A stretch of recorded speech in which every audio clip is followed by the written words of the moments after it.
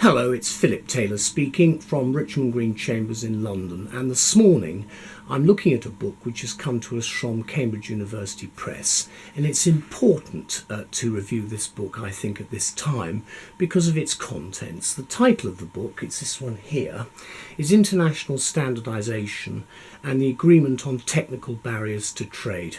Very prescient at this time of change with Brexit looming very near. The book's been written by Dr. Andrea Barrios Villarreal, and I've given it a title for the book review, A Great International Collaboration at a Turning Point for International Trade. And you can see from the book, we'll have a look at it, what in fact Dr. Villarreal has done. She comes from Geneva and Mexico as an academic. This is the book here. There's the front, there's the spine, and then there's the back. You probably can't make much out. It's a hardback. It's a small book. It doesn't run to that many pages. It's approaching 300 pages. There's a very short index at the back, which you can see there, and the index is by page numbering. There's of course a lot of bibliography and websites that are referred to by the author.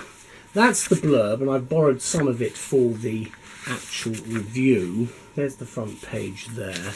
Then you've got the Cambridge University Press information, and there's a dedication.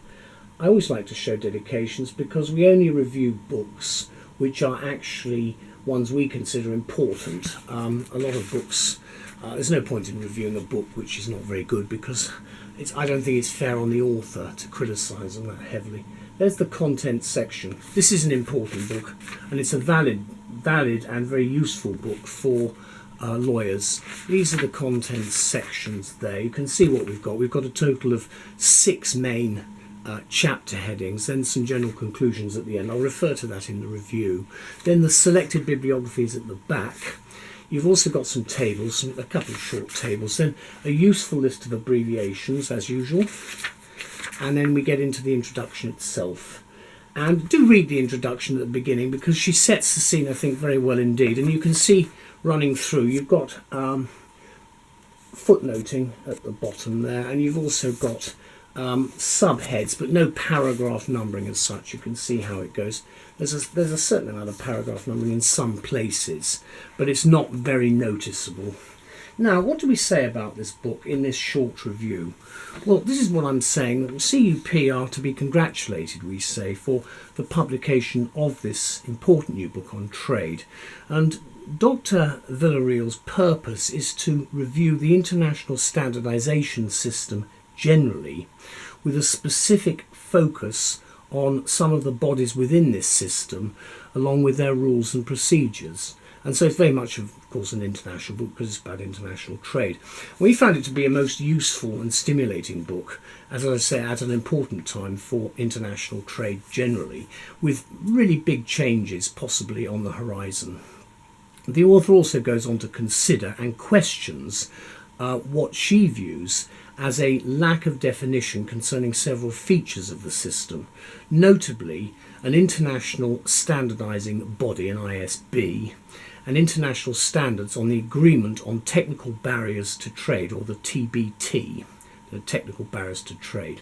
As many readers then will realise, this is a deep and complex subject which CUP have taken under their legal wing for their portfolio at an historic crossroad for trade arrangements.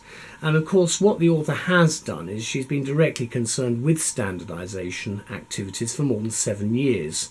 And what she provides us with here is what she calls excuse me, a unique and in-depth analysis that has been useful and will be useful in the future to scholars, students and practitioners.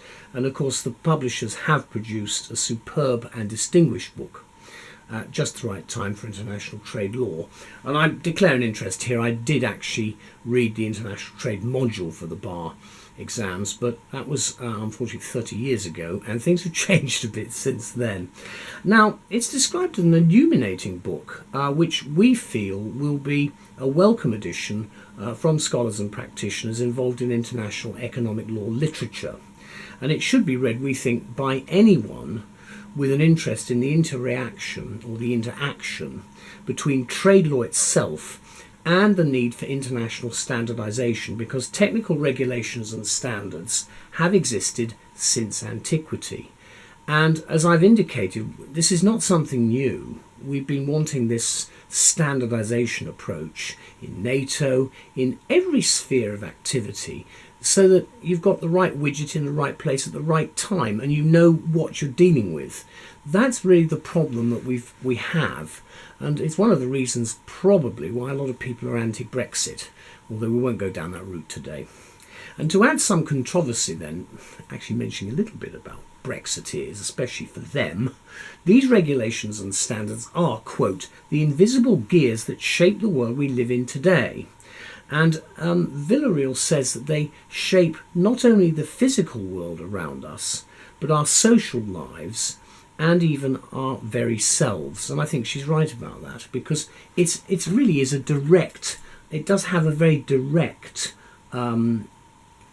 impact on what we do. And within the 6 chapters that we've got, she produces specific conclusions with a general summing up at the end. That's actually right at the back of the book. It's a work which I feel will provide a glance into the international standardising system as we know it at the moment, with a focus on some bodies whose activities fall under the Technical Barriers to Trade, the TBT agreement. Sadly, of course, the author concludes that the system is comprised of many other bodies that have not been studied properly. She does touch on some of these issues here and suggests some of the answers, although she admits there are still many issues to be explored, and I suspect that will be the subject of another book. Let me conclude by saying this. It's a book in the right place at the right time for the trauma, which is Brexit, and the knock-on effects for trade, although, again, that's for the decades to come. Although this book is probably just the beginning of a number of titles which will be appearing in the next few years as we basically settle down, whatever the final effects are of Britain's withdrawal from the European Union. And the book was published on the 4th of August 2018. Let's just have a look at it again. There's the front, there's the spine, and then there's the back. Just opening it in the middle. You can see this is harmonisation and mutual recognition. Again, you see the importance of this. There are the footnotes there and there. And I have to say, one of the main reasons why, apart from markets generally, the reasons why we went into the European Union and we wanted this proper agreement on trade was to avoid the complexities of individual agreements all over the place, which is what's going to happen post-Brexit. Now, having said that, of course, we are in a global community, so it balances a little bit both ways. But as you probably gather, I'm not a Brexit person, and I do recognise that we are in for, I think, a bit of a rough ride. In the meantime, thank you to Dr. Villarreal very much indeed for an excellent book, and also to CUP, of course, for publishing it. Bye-bye.